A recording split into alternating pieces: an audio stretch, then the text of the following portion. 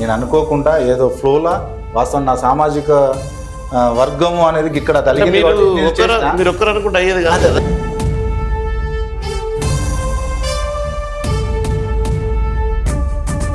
బండి సంజయ్ గారు సఫలీకృతులు అయ్యారు. ఎట్లా?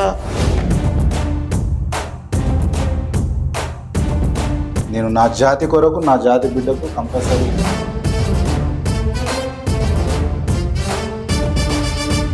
సుడా చైర్మన్ అనే పదవి నామినేటెడ్ పోస్ట్ కాబట్టి అది హైకమాండ్ చూసుకుంటుంది.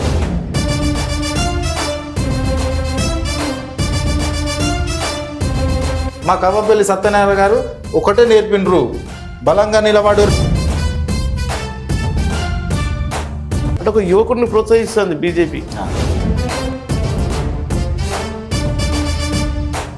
కరీంనగర్ సుడా చైర్మన్ పదవిని దళిత సామాజిక వర్గ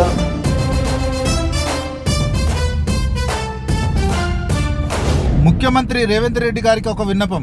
కరీంనగర్ జిల్లాలోని సుడా చైర్మన్ పదవిని ఎస్సీ సామాజిక వర్గ మాదిగ అభ్యర్థికి ఈసారి సుడా చైర్మన్ ను ఇవ్వవలసిందిగా యావత్ కరీంనగర్ మాదిగ జాతి పక్షాన నేను కోరడం జరుగుతుంది.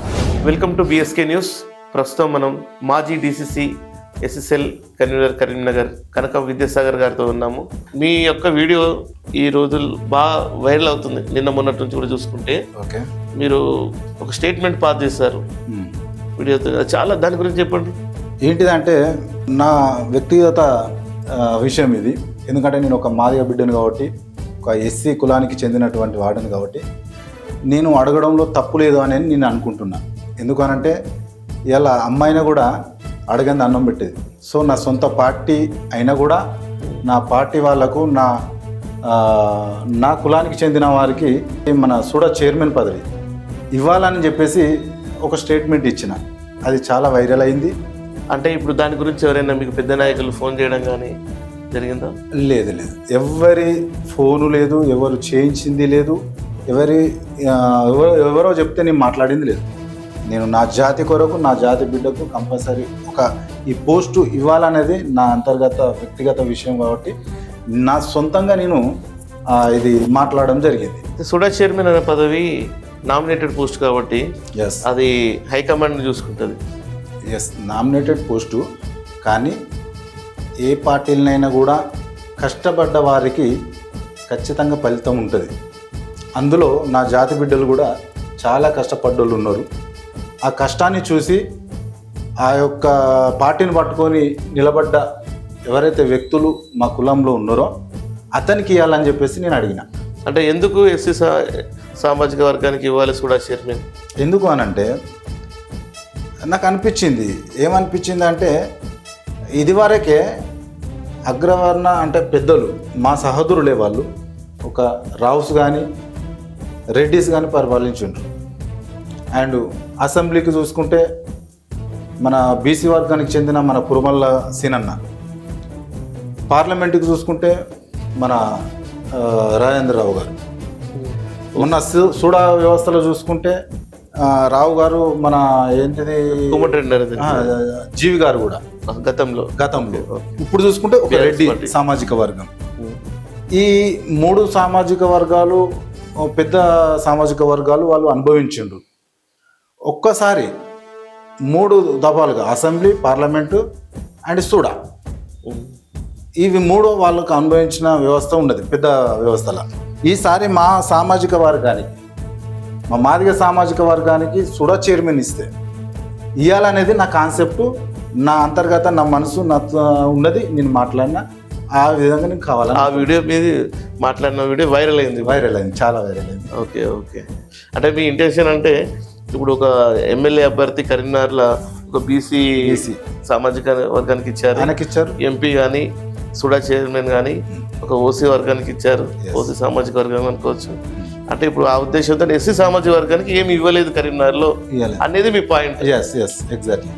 మీ కాన్సర్న్స్ వచ్చేసి మీకు మానకొండ ఎమ్మెల్యే డాక్టర్ కొంపల్లి సత్యనారాయణ గారు చాలా మంచి వ్యక్తి.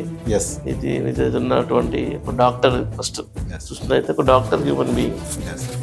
అప్పుడు మరి ఈ విషయాన్ని ఎప్పుడైనా మీ దళిత సామాజిక వర్గం మీ ఎమ్మెల్యే గారితో ఎస్ఎస్ఎల్ రాష్ట్ర చైర్మన్ అయ్యారు, ఆయనతో సంప్రదించారా, మాట్లాడిరా? డాక్టర్ కవ్వంపల్లి సత్యనారాయణ గారు మా గురువు.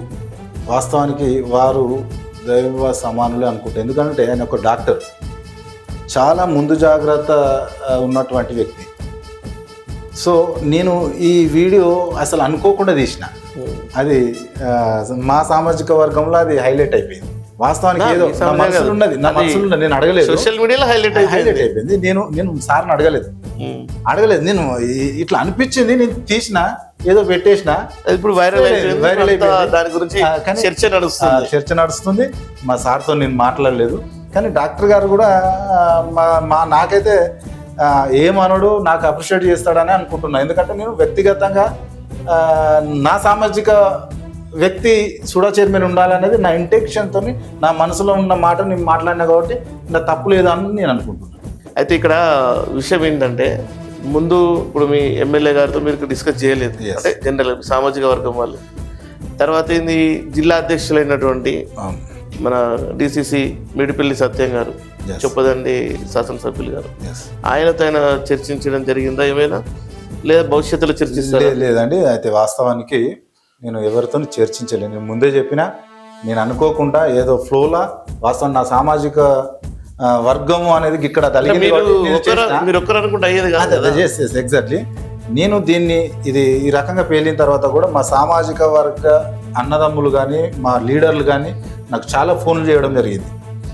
రేపు మేము మా డిసిసి గారికి, ముఖ్యమంత్రి గారికి, మన మంత్రులకు, గౌరవ ఎమ్మెల్యేలందరికీ కూడా కరీంనగర్ సుడా చైర్మన్ పదవిని దళిత సామాజిక వర్గ, మాదిగ సామాజిక వర్గానికి ఇవ్వాలని రికమెండేషన్ లెటర్స్ రేపు ఇవ్వాలని అనుకుంటున్నాం.